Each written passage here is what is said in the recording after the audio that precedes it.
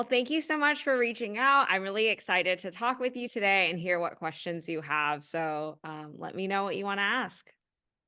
Yeah, hi. First, I want to say thank you for setting out time to speak with me. I do not take it for granted.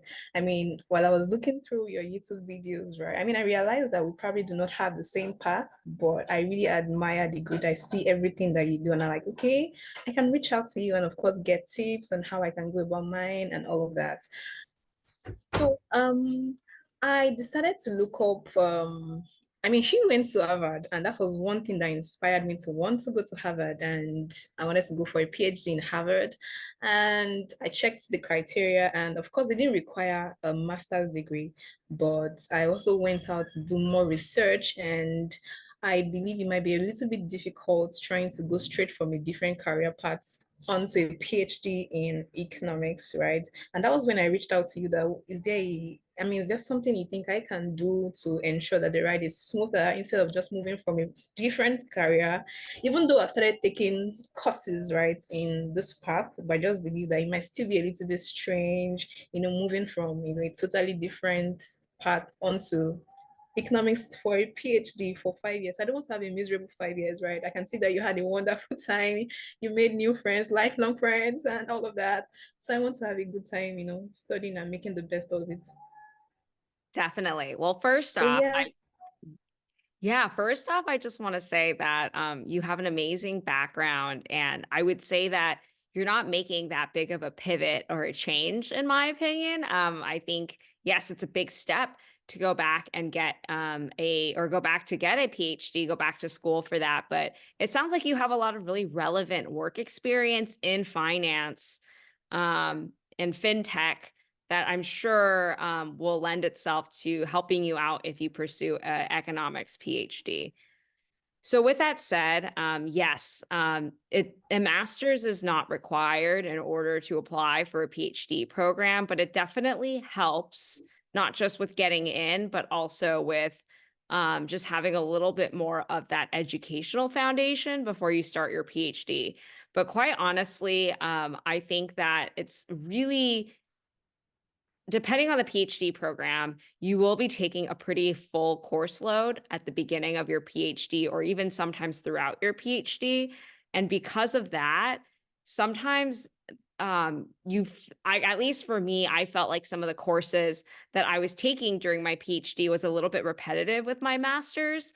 So yes, the masters help, but you will get a lot of that education during your PhD coursework as well. So I wouldn't overstress too much about there's definitely two routes you can take. You can try to go get a master's first and then apply for PhD programs. But I don't also see why, if you're trying to get through a little bit quicker and save some money on getting a master's degree, trying to apply for PhD programs without the master's.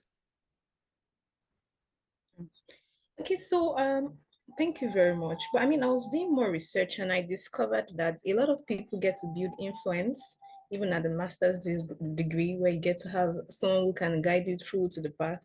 And then I was checking for the requirements for master's degree in a lot of universities, and so it feels like if at the master's degree they require me to have this already, even much more will be required at the PhD level, even if it is not expressly mentioned that you must have okay knowledge in statistics and this, in that, and all of that.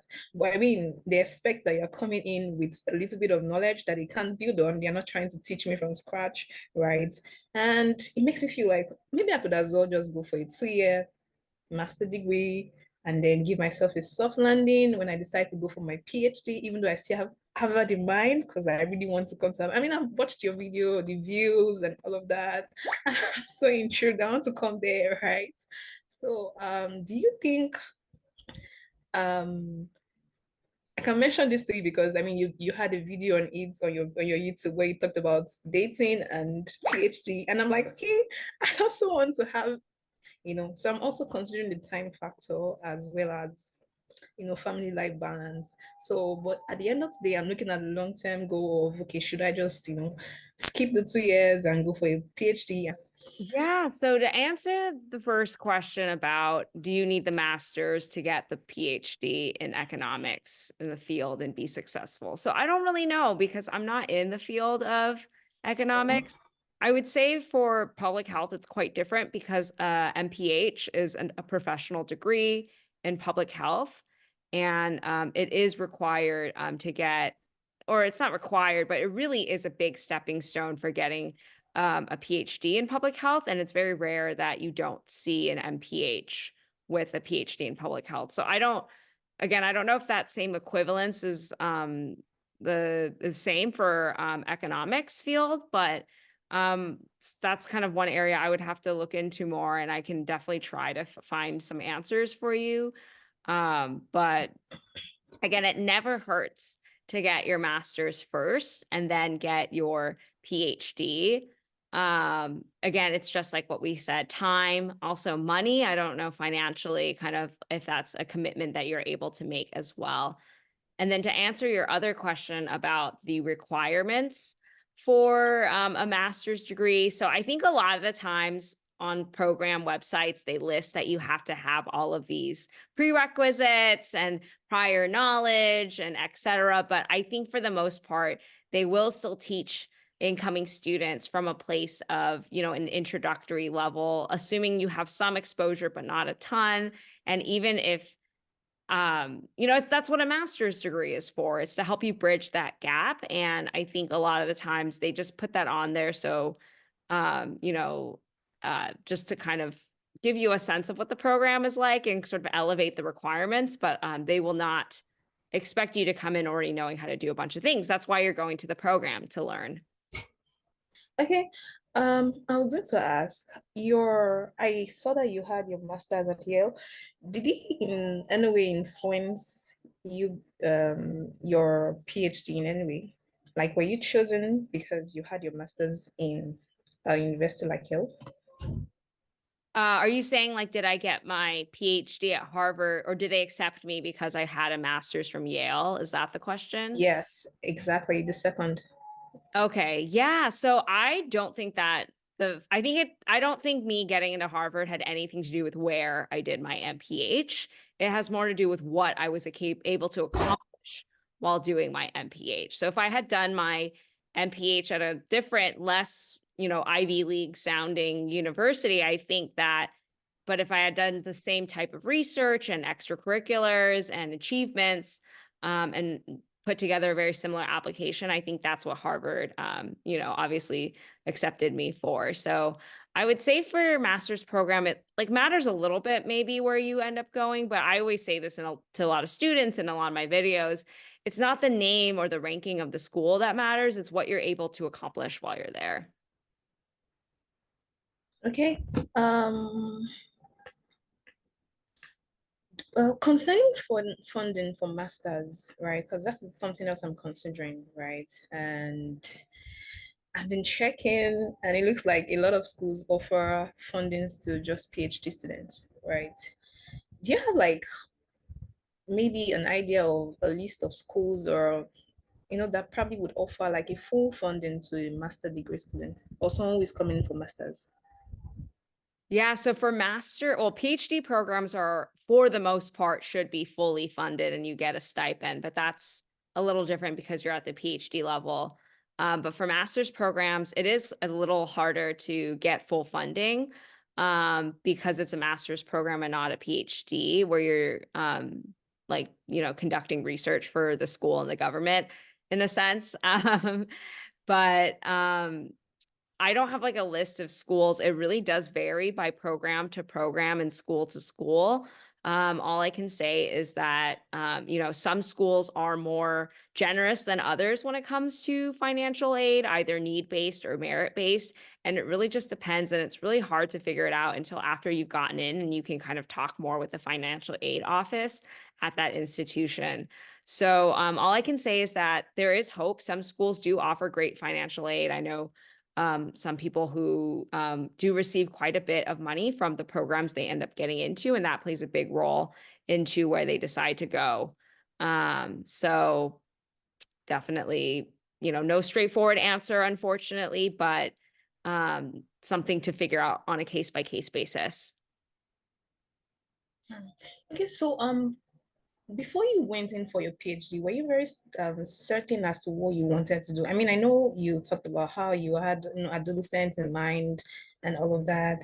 And did your PhD in any way sort of change anything as at when you had in the beginning when you moved in for your PhD? Right. I know you had something in mind, but during the course of your PhD, did anything change as to what you intend to do after your PhD based on the fact that you had a 5 year, I think yours was 4 years, 4 year long program?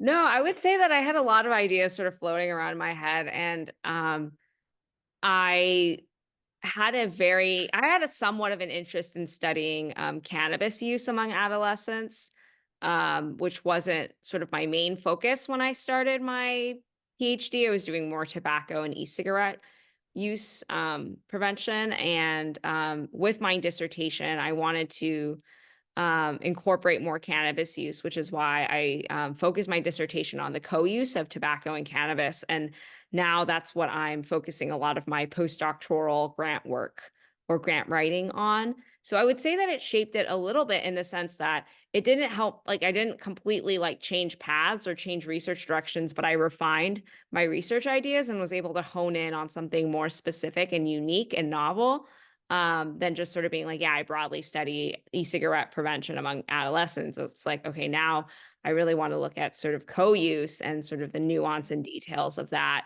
And that's a much more interesting question than just studying substance use or tobacco use generally among adolescents. Yeah, makes sense. Makes sense. It makes a lot of sense. Okay, so I was going to ask, when you wrote your SOP for your master's, right? Okay, for me, now let me just ask this question directly. Now that I'm coming from a different background and I'm moving into a totally different, what trajectory would you expect or would you advise that my statement of, goes, what direction as it were, like that can be impressive such that I can stand a chance in getting it for my master's, since I've decided I'll be going for a master's first before a PhD. Okay. Well, so yeah, it does sound like you want to do a master's first now. And I would say in approaching your personal statement, I would just be really honest about your story. I think schools like to hear when people are pivoting and changing their path a little bit. I think that's why a lot of people go and get a master's is because they are making a big decision and a big change in their career. And I would be very forthcoming and talk about sort of why you want to make the change. Like, what is it about your past work experience that has made you now want to go back to school and pursue something a little bit different? And I think that story is what's unique to you. It's much more interesting to talk about, why you've changed and how you want to grow versus like just this like story that has no plot to it. So I think of Yeah. personal statement as like a story about yourself, and don't be afraid to talk about why you're pivoting and changing. And even if your experiences are completely irrelevant or not irrelevant, none of your experiences are relevant, that's the wrong word.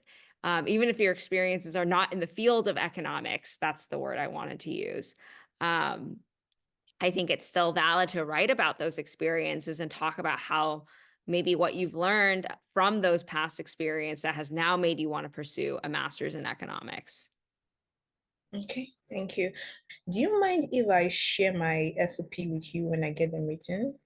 Yeah, of course. I offer that to any student who reaches out to me. I'm happy to review your statement of purpose. Oh, aren't you so sweet? Thank you so much. Thank you. I think that will be all for now. Okay. Yeah. So Well, I hope I can reach out anytime I have any more questions oh, or if there's of a course. blocker in my application. Thank you so much, Jessica. Thank you so Yeah. much for your patience. Thank you so much. Thank you. I do not take it for granted. Thank you. No, thank you. It's been so lovely connecting. And like I said, please feel free to reach out if you have any additional questions and want to talk more as you're working on your applications for your master's programs. Yeah. All Okay, right. one more question. Why do you do this? Sorry.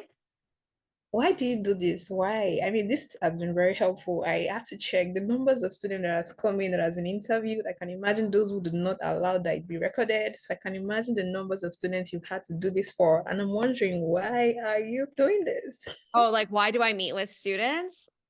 Yes. Oh, well, I mean, this is my passion, like I love the research. I love like I love school and all that, but the main reason why I do what I do and want to become a professor someday is because I love mentoring students. This is what, wakes me up in the morning with joy, knowing that I Mm. have these sorts of interactions with students, because,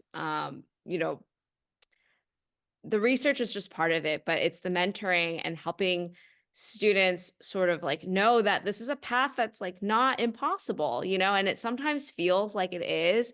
And I really love being able to help students realize that, this is doable. And giving, like, I didn't, do anything today for you. I just sort of like answered a couple of questions. But just being able to just give you that little guide to just know that you can do this, like that's something that I find personally very like, fulfilling and exciting. And I want to be able to help as many people as possible because I know that going to grad school can be a really confusing process.